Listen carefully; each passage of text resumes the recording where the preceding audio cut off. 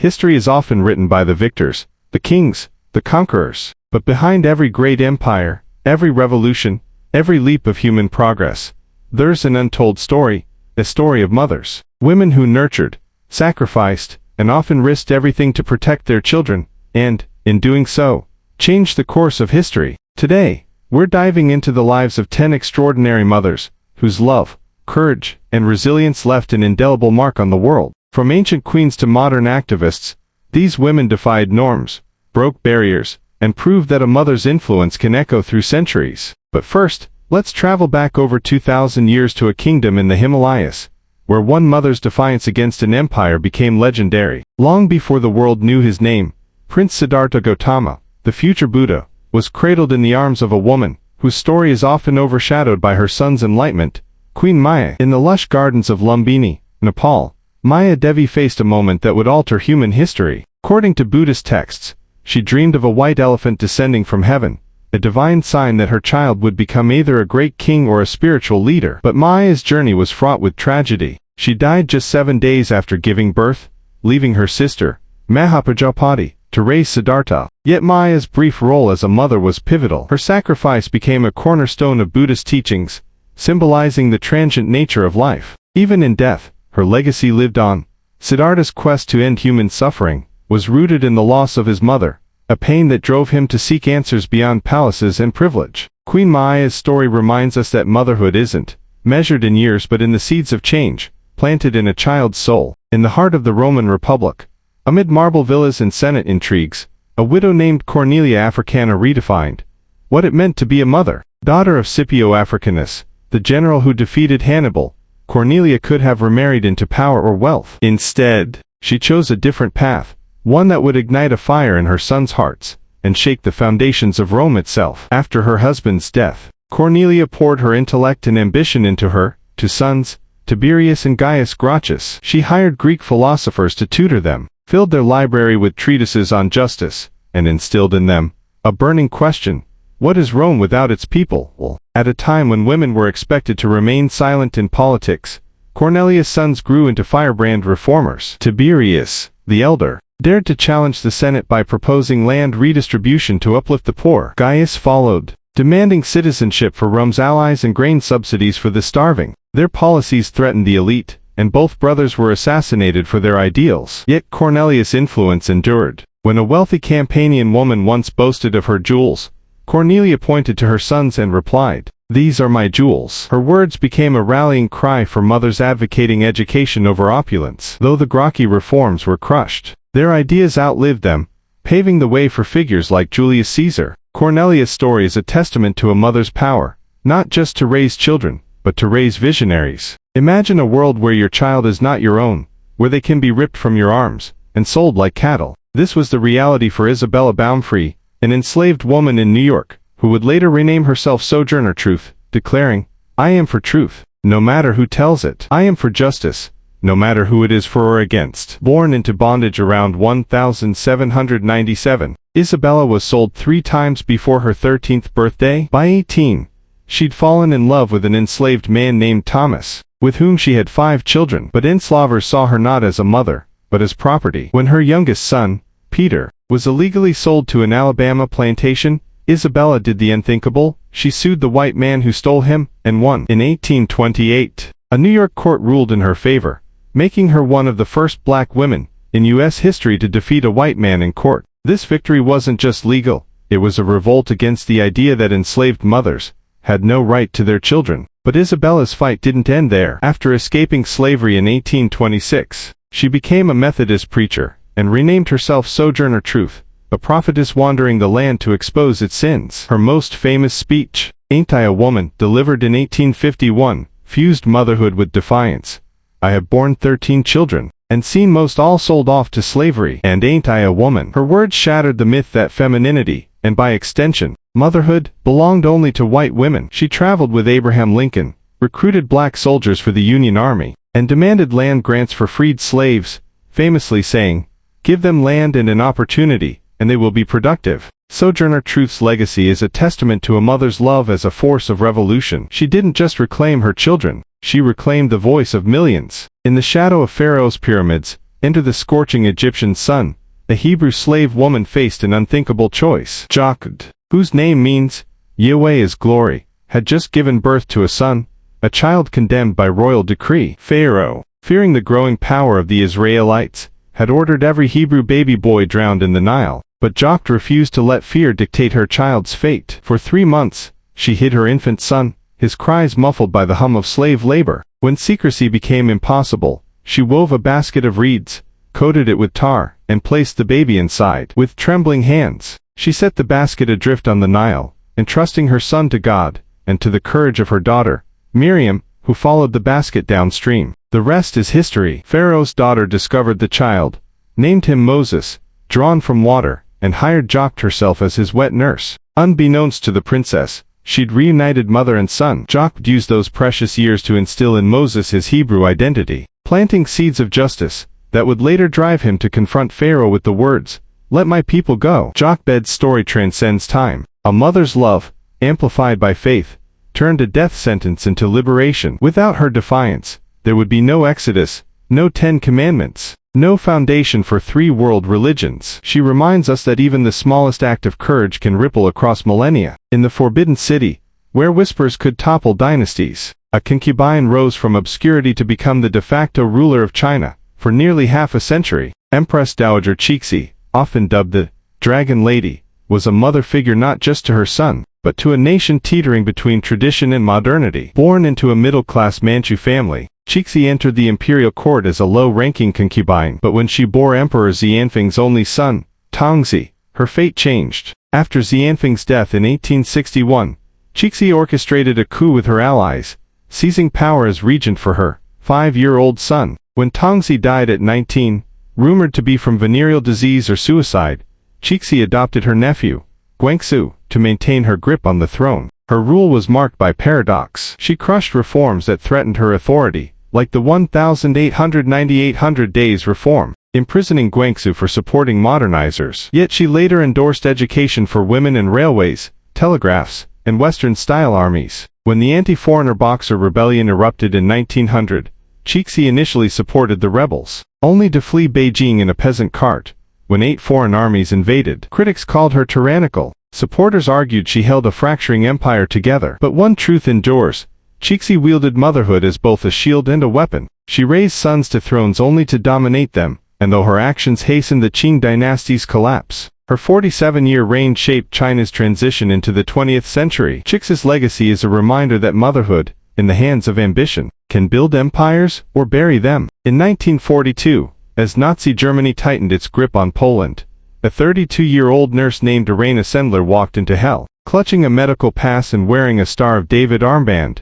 A gesture of solidarity with Jews, she entered the Warsaw Ghetto, a walled prison where 400,000 men, women, and children faced starvation, disease, and deportation to death camps. But Irena wasn't alone. She led a secret network of 25 women, most of them mothers, who risked their lives to smuggle Jewish children to safety. Using coffins, sewer pipes, and even potato sacks, they spirited 2,500 infants and toddlers out of the ghetto. Irena recorded each child's real name and new identity on thin strips of paper, sealed them in jars, and buried them under an apple tree, hoping one day to reunite families. The Nazis caught her in 1943. Gestapo agents tortured her, breaking her feet and legs, but she refused to betray her network. Sentenced to death, she escaped on the day of her execution thanks to a bribed guard. For the rest of the war, she lived in hiding, her face on Nazi wanted posters. After the war, Irena dug up the jars and tried to reconnect the children with surviving relatives. Most had none left.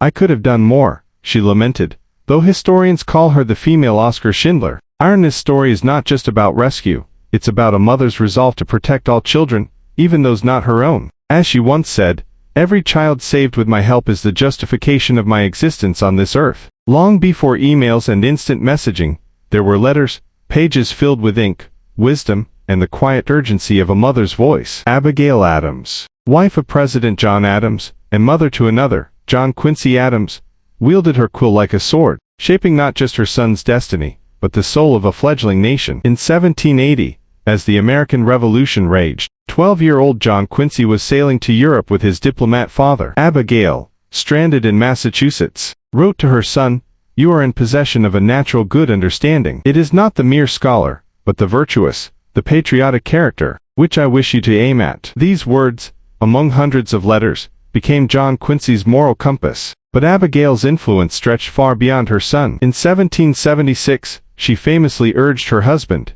John, to remember the ladies when drafting America's laws, warning that all men would be tyrants if they could. Though her plea for women's rights went unheeded, it marked one of the earliest calls for gender equality in U.S. history. Her greatest triumph, however, lay in parenting. John Quincy Adams, molded by her insistence on virtue over vanity, became a diplomat, senator, and the 6th U.S. president. Even in the White House, he sought her counsel, writing, "My mother taught me to hold principles, not men, in reverence." Abigail's legacy is a testament to the pen's power over the sword. She proved that a mother's words, carefully inked, could ignite a son's ambition and a nation's conscience. As she once wrote, "Learning is not attained by chance. It must be sought for with ardor and attended to with diligence." And seek she did, for her children, and for America. In the sweltering heat of Allahabad, India, a young girl named Indira sat on the floor of a prison cell, her tiny fingers tracing the cracks in the stone walls. Her mother,